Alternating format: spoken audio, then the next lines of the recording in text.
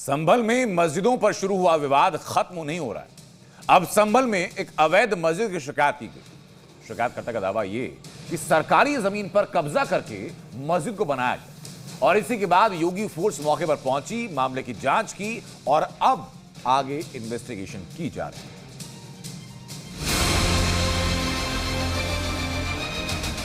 संभल में मस्जिदों पर शुरू हुआ विवाद थमने का नाम नहीं ले रहा है। एक बार फिर संभल के चंदौसी इलाके में मौजूद एक मस्जिद पर विवाद हो गया, जिसमें मस्जिद के सरकारी जमीन पर बने होने की शिकायत की गई है। जिसके बाद प्रशासन की टीम मौके पर पहुंची और अवैध कब्जे की जांच की गई, जहां नपाई के दौरान मस्जिद समेत कुछ मकानों के अवैध कब्जे की बात सच साबित हुई। जिस जमीन पर अवैध कब्जा कर मस्जिद निर्माण और मकानों के बनाने की शिकायत की गई है, वो जमीन नगर पालिका की बताई गई है, जिसके 6 बीघा पर कब्जे की बात सामने आई है, जिसमें मस्जिद और 45 से ज्यादा अवैध मकान बनाए गए हैं। प्रशासन की टीम जब जांच के लिए पहुंची तो नपाई और सरकारी दस्तावेजों से मिलान के दौरान जमीन पर अवैध कब्जे की बात सामने आई।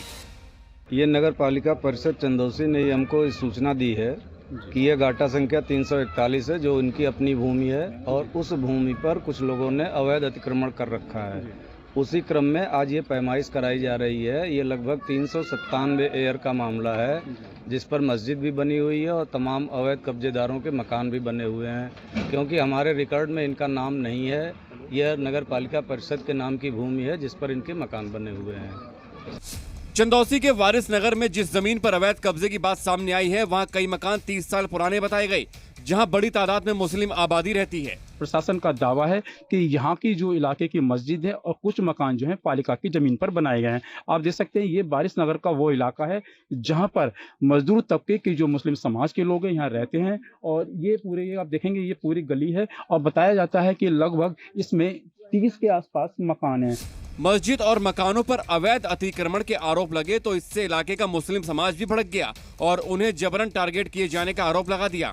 ये सरासर झूठ है, जैसे आप अवैध तरीके से बना ली गई है। यहाँ जितने लोग हैं उन सब ने खरीद के अपनी जगह बनाई है।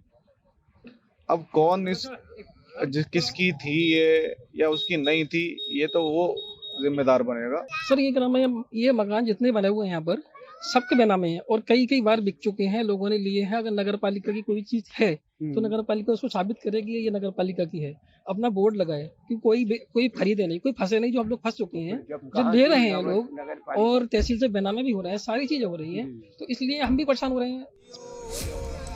इस बीच संभल की जामा मस्जिद के पास हवन करने जा रहे अखिल भारतीय हिंदू महासभा के कार्यकर्ताओं पर प्रशासन ने रोक लगाई, जिसके बाद उन्होंने एसडीएम दफ्तर के बाहर ही हवन पूजन किया।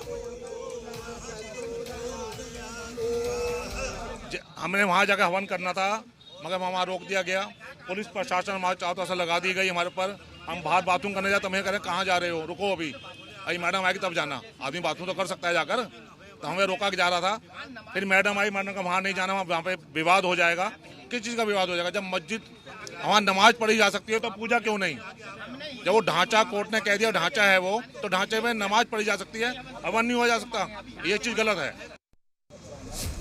वहीं एसडीएम ने बताया कि हिंदू संगठनों को रोकने की वजह उन्हें विवाद की जगह से दूर रखना था। कोई डिटेन नहीं किया गया है, उनको हमने यही कहा कि आप इस तरह से कोई भी विवादित स्थल पे आप जा नहीं सकते, प्रकरण माननीय न्यायालय विचाराधीन है, तो आप यहाँ पर अपना ज्ञापन दे दीजिए, आपकी बात को उच्च स्तर तक पहुँचा दिया जाए। संभल में पिछले कुछ महीनों में मस्जिदों पर विवादों का जो दौर जारी है, उस पर प्रशासन सतर्क है।